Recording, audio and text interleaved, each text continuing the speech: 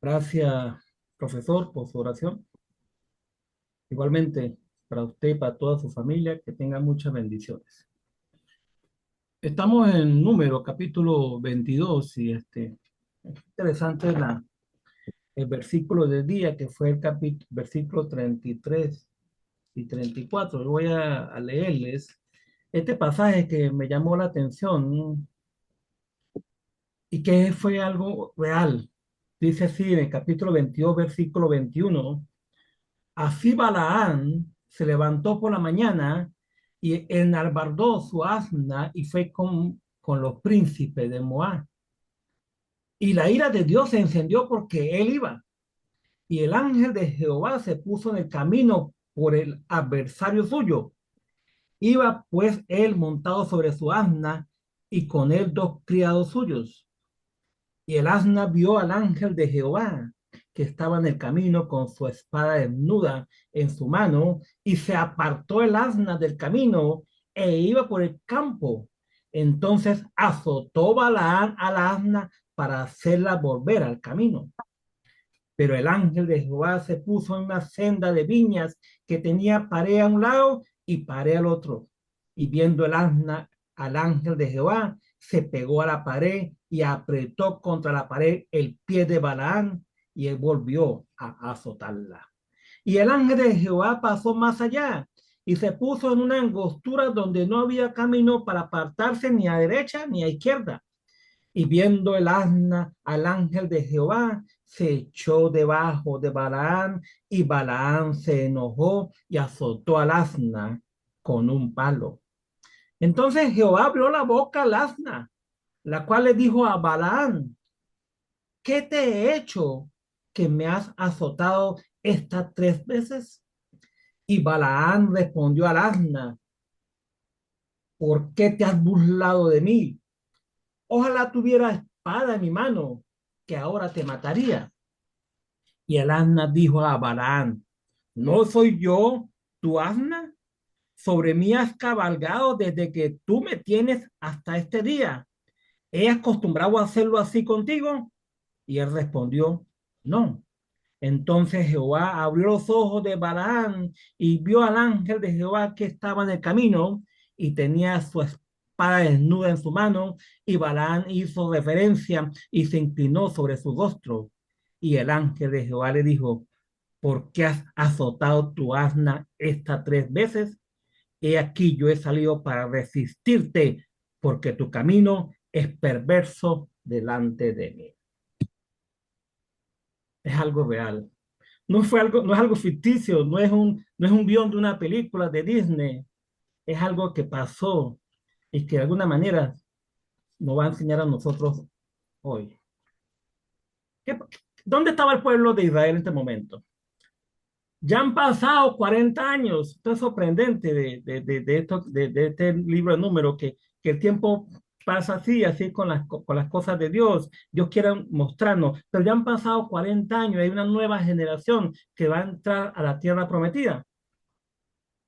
De hecho, lo que se estudió ayer en el capítulo 21, vemos cómo esta nueva generación cometió el mismo error que cometió la generación anterior, porque empezaron a murmurar y a quejarse contra Moisés, pero tuvo una aliciente más grave todavía, que se quejaron contra Dios y con lo que Dios le estaba dando, que era el maná. Y por eso que Dios le envió serpientes ardientes y ellos morían. Empezaron a morir ellos precisamente por la desobediencia, por estar quejándose y murmurando. Y en el capítulo 20 me gustó mucho, en el capítulo 20 porque cómo cómo muere Aarón, y me llama la atención porque Aarón muere, se le quita su ropa, pero Aarón está viendo que están vistiendo a su hijo Eleazar como el sumo sacerdote. Y esto me conmovió porque por lo menos se fue, no entró a la tierra prometida, pero su hijo va a entrar y ha agarrado la responsabilidad de ser un sumo sacerdote. Eso es bueno. Ahora, ¿dónde están ellos ahorita en este momento? Dice en el capítulo 22, versículo 1: partieron los hijos de Israel y acamparon en los campos de Moab, junto al Jordán, frente a Jericó. ¿Por qué volvieron a Moab? Es una buena pregunta. Y ya sabemos que están a frente de Jericó y en el libro de Josué, que vamos a estudiar más adelante, están todos invitados, capítulo por capítulo. Vamos a ver cómo Dios hace que el pueblo de Israel se quede con Jericó, cómo caen sus muros. Interesante. Pero ¿por qué Dios mandó a bordear a los moabitas? ¿Por qué no les hizo como le hizo a los amorreos? Precisamente porque Dios había decidido mucho tiempo atrás que a Moisés que a ese pueblo no le iba a tocar. En el capítulo 2 de Deuteronomio, en el versículo 9, le dice Jehová a Moisés, no molestes a Moab, ni te empeñes con ellos en guerra, porque no te daré posesión de su tierra, porque yo he dado a Ar por heredad a los hijos de Lot. Entonces, es precisamente porque esos que están ahí son descendientes de Lot. Ya Lot. sabemos lo que ha pasado, lo que pasó con Lot y con sus dos hijas, que ellas se acercaron a su padre y tuvieron descendencia a él, y tuvieron los anonitas y los moabitas. Es precisamente por eso que yo digo, no, a ellos usted no lo va a tomar tratando la cuenta, pero esto no lo sabía el rey de los moabitas, no lo sabía Balá, nadie se lo dijo. A lo mejor hubiera sido mejor enviar un embajador y quizás Moisés le dice, no, el Señor dijo que a ti no te iba a tocar. Pero entonces tuvo gran temor el rey de los moabitas y en conjunción dice con los madianitas, no se lo mencionó, mandaron un mensaje a una persona que es el protagonista del capítulo 22, el capítulo 23 y capítulo 24, conocido como Balaán. ¿Pero por qué? ¿Por qué le mandan a llamar a este hombre? Si solamente es una especie de hechicero, una persona que, que es vidente. ¿Por qué llamarlo a él? Porque el rey Balá vio lo que el pueblo de Israel hizo a los amorreos y en una de sus quizás interpretaciones dijo, no, esto no es nada de una batalla entre hombre a hombre. Esto tiene algo que está ahí entre el pueblo de Israel y es algo espiritual. Y a esto hay que atacarlo por la vía espiritual. Por eso dijo en versículo 3, y Moab tuvo gran temor a causa del pueblo, porque era mucho, y se angustió Moab a causa de los hijos de Israel. Y dijo Moab, los ancianos de Madián, ahora lamerá esta gente todos nuestros contornos, como lame el buey la grama del campo. Me gusta eso porque hay que ver y conocer cómo hacen los animales esto cuando están comiendo en el campo, cómo arrastran todo. Y Balá, hijo de Zippor, era entonces rey de Moab. Entonces ahí le envía mensajeros a buscar a este señor llamado Balaán, famoso, tiene un buen marketing. De hecho, Balaán se conoce más en la Biblia que otros personajes importantes.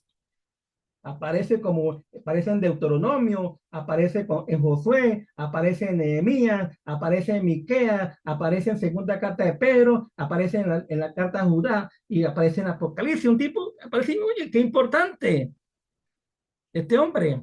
Entonces lo mandan a llamar en el versículo 5 y este es el mensaje que lo mandan a decir. Dice, versículo 5, un pueblo ha salido de Egipto y he aquí cubre la faz de la tierra y habita delante de mí.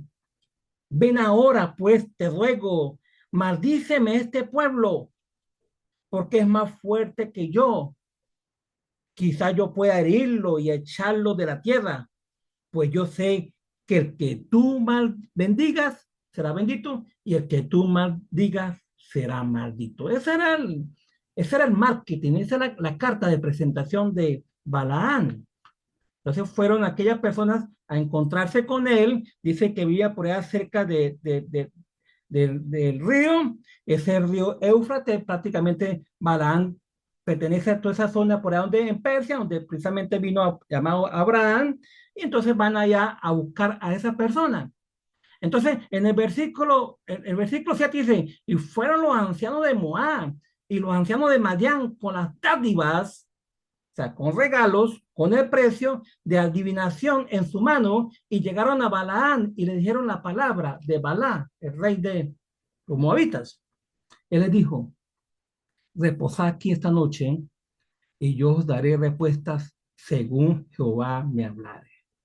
Interesante porque va a consultar a Dios. Aunque es hechicero, aunque es divino, quizá también tenía temor al Señor, al Dios de Israel, pero era un temor a medias, porque también quizás consultaba a otros dioses. Dice, yo voy a pedir respuesta según Jehová me hablare. Así los príncipes de Moab se quedaron con Balán. Y vino Dios a Balán, no fue Balán a Dios, sino Dios, y le dijo, ¿qué varones son estos que están contigo? Una buena pregunta. No es que Dios no conozca a esta gente, sino Él quiere escuchar la respuesta del mismo Balán. ¿Qué varones son estos que están contigo? ¿Quiénes te acompañan? Entonces Balán le respondió, Balá, hijo de Zippor, rey de Moab, ha enviado a decirme, he aquí este pueblo que ha salido de Egipto, cubre la faz de la tierra. Ven pues ahora y maldícemelo. Quizá podré pelear contra él y echarlo. ¿Y qué le responde Dios? Y esto es interesante, lo voy a repetir 3 veces, porque fue 3 veces que le pegó a esta asna. No vayas con ellos, ni maldigas al pueblo, porque bendito es. No vaya con ellos, dice, no vaya con ellos, ni maldigas al pueblo, porque bendito es. Y por si acaso no queda claro, no vaya con ellos. No maldigas al pueblo, porque bendito es.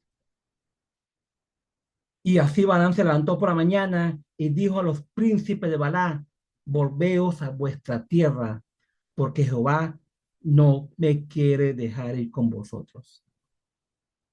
¿Qué pasó con lo que Dios le dijo? ¿Por qué no le dijo lo que Dios le dijo completamente?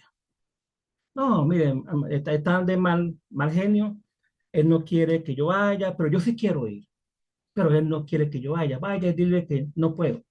Él no me quiere de ir con vosotros. ¿Sí? Como ha bajado el mandamiento de Dios. Y los príncipes de Moab se levantaron y vinieron a Balá y dijeron, Balán no quiso venir con nosotros. O sea, se menospreció lo que Dios había dicho. Y volvió Balá a enviar otra vez más príncipes y más honorables que los otros, los cuales vinieron a Balaán y le dijeron, así dice, así dice Balá, hijo de Zippor, te ruego que no me dejes de venir a mí. Oye, un rey rogándole a este señor, oye, qué prestancia, qué categoría tengo yo. Dice, porque sin duda te honraré mucho y haré lo que me digas, un cheque, póngale los ceros que usted quiera. Y la respuesta de Balaam fue en el versículo 18 y dijo a los siervos de Balaam, aunque Balaam me diese su casa llena de plata y de oro. O sea, ella puso su precio. No puedo traspasar la palabra de Jehová, mi Dios, para hacer cosas ni chica ni grande. Ahí empieza el conflicto de intereses, donde uno se inclina a ver dónde yo saco más beneficio. Esta es la parte quizá dura de este personaje llamado Balaam, porque en el versículo 19 digo, os ruego por tanto ahora que me reposéis aquí esta noche para que yo sepa que me vuelve a decir Jehová. Pero ¿qué parte no entendió Balaam? Es lo que nosotros preguntaríamos. Si el Señor le dijo, no vaya con ellos, no maldigas al pueblo, porque bendito es. ¿Qué nos enseña a nosotros esta parte aquí de Balaam? Porque él quiere de alguna manera torcer la voluntad de Dios. Y cuando hacemos eso, entramos en una situación de conflicto espiritual. Yo ya le había dicho, no vayas. ¿Qué respuesta quiere? Torcer la voluntad de Dios es querer hacer, amordar las cosas de Dios a nuestra manera de vivir. Es el conflicto que ha pasado en la historia del hombre. Dios les dijo a Adán y a Eva, hermanos, de todos los árboles del huerto pueden comer, pero aquel que está allá no podrán comer, porque si ciertamente lo comieren, morirán. Yo no hizo autómatas, yo no hizo robots, yo no hizo inteligencia artificial, yo hice hombres y mujeres que son a imagen y semejanza, son seres espirituales, pero les dio algo que ellos van a discernir entre lo que es bueno y lo que es malo, pero no quieren. Si quieren, chévere, si no quieren, igualito, pero Dios no les va a prohibir que no hagan las cosas porque Él no va a entorpecer. Si ellos quieren hacer lo bueno, chévere, y si quieren hacer lo malo, chévere. Es lo que pasó aquí con Balaam. ¿Por qué va otra vez a consultar al Señor? Y yo sabiendo y conociendo su corazón, le dice, vaya, vaya. Si vinieron a llamarte, estos hombres, levántate y vete con ellos, pero harán lo que yo les diga. Entonces yo le dice también, vaya, vaya, pero yo te voy a utilizar porque yo quiero mandarle un mensaje a los moabitas y al pueblo de Israel y a nosotros también. Y me llama mucho la atención, hermanos, el versículo 28 de lo que leímos ahorita, cuando Dios le abre la boca al asna. Es como que los dobles se intercambiaran ahí. El terco, porque un animal de esos pues son tercos, el terco pasó a ser el vidente y la asna empezó a ser vidente porque está viendo al ángel de Jehová con la espada en su mano. Entonces, esta asna, Dios le dice a Balaam por medio de la asna, ¿qué te he hecho? Que me has azotado estas 3 veces. Piensa, ¿qué estás haciendo? Y Balaam respondió al asna, oye, te has burlado de mí, pero ¿quién se está burlando? Se está burlando es Balaam, se está burlando de la palabra de Dios. Yo digo que no fuera. El pueblo es un pueblo bendito, no se puede maldecir. Ojalá tuviera espada en mi mano, que ahora te mataría. Yo le respondí a la espada de frente y viene por ti, porque tú no quieres obedecer la palabra de Dios. Ahí en el versículo 30, y el asna dijo a Balaam, ¿no soy yo tu asna? Sobre mí has cabalgado desde que tú me tienes hasta este día. ¿He acostumbrado a hacerlo así contigo? Y él respondió, no. Entonces Jehová abrió los ojos de Balaam y vio el ángel de Jehová que estaba en el camino y tenía su espada desnuda en su mano. Dice el versículo 33, hablando del ángel de Jehová, el asna me ha visto y se ha apartado luego delante de mí estas 3 veces. Y si de mí no se hubiera apartado, yo también ahora te mataría a ti y a ella dejaría viva. O sea, el asna estaba protegiendo a Balaam. Interesante, interesante. Judas, Judas, en la carta de Judas, un solo capítulo, pone un podio. Y en este podio pone a 3 personajes que nos invita a que nosotros no los sigamos. En el versículo 11 de capítulo, del primer único capítulo de Judas dice, ¡ay de ellos! Porque han seguido el camino de Caín y se lanzaron por lucro en el error de Balaán y perecieron en la consideración de Coré. Ya conocemos la historia de Caín, ya conocemos la historia de Coré y estamos conociendo la historia de Balaán. Medalla de oro para Caín, medalla de plata para Balaán y medalla de bronce para Coré. Pero me llama mucho la atención lo que hace Pedro, porque Pedro en el capítulo, en la segunda carta, en el capítulo 2 me gusta porque él está hablando de los falsos profetas y de los falsos maestros. Él dice cómo Dios ha tratado a la gente cuando se pone encubiertamente a hacer herejes y a hablar de cosas que no son. Dice como Dios trató a los ángeles, cómo trató a la primera generación que sacó a Noé y a su familia porque la destruyó, cómo trató a Sodoma y a Gomorra, cómo libró a Lot y toda esa cuestión. Y en fin, al final en el capítulo 2, en el versículo 15, dice, invitando a la iglesia, han dejado el camino recto y se han extraviado siguiendo el camino de Balaam, hijo de Beor, el cual amó el premio de la maldad. Y fue reprendido. No fue una película de ciencia, no fue una película de dibujos animados, dice así, y fue reprendido por su iniquidad, pues una muda bestia de carga, hablando con voz de hombre, refrenó la locura del profeta.